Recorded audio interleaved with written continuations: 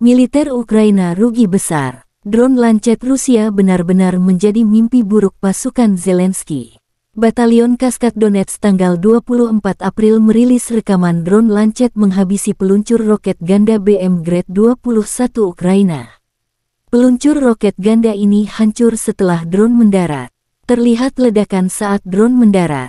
Drone Zala Lancet Rusia pertama kali diluncurkan Juni tahun 2019 selama Perang Saudara Suriah. Tak lama setelah itu, drone Lancet terus digunakan karena efektivitas dan harga yang minimalis. Rusia menggunakan drone ini di Idlib pada 2020 hingga 2021. Kini drone Zala banyak digunakan di Ukraina. Efektivitas menghancurkan artileri musuh membuat drone ini banyak dibicarakan. Peran utama Lancet adalah misi pengintaian dan penyerangan. Selama bagian awal penerbangan, drone dapat diarahkan dengan koordinat GPS atau secara visual. Selama bagian terminal, saat mendekati targetnya, drone dikendalikan secara manual melalui panduan elektro-optik dan unit panduan TV. Ini memungkinkan untuk menyesuaikan lintasan dan memandu drone ke targetnya secara real-time. Drone tersebut mencakup modul intelijen, navigasi, dan komunikasi. Lancet memiliki bentuk yang agak tidak biasa. Dua pasang sayap berbentuk X dipasang di bagian depan dan belakang badan pesawat.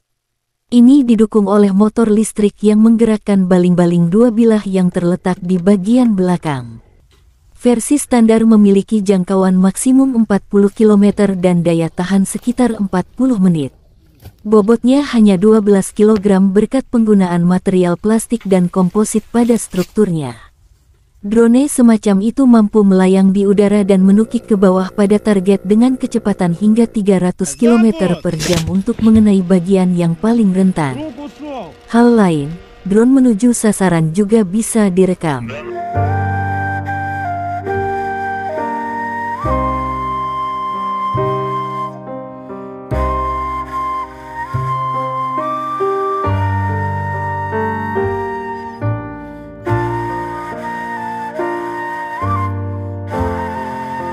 Terima kasih sudah nonton.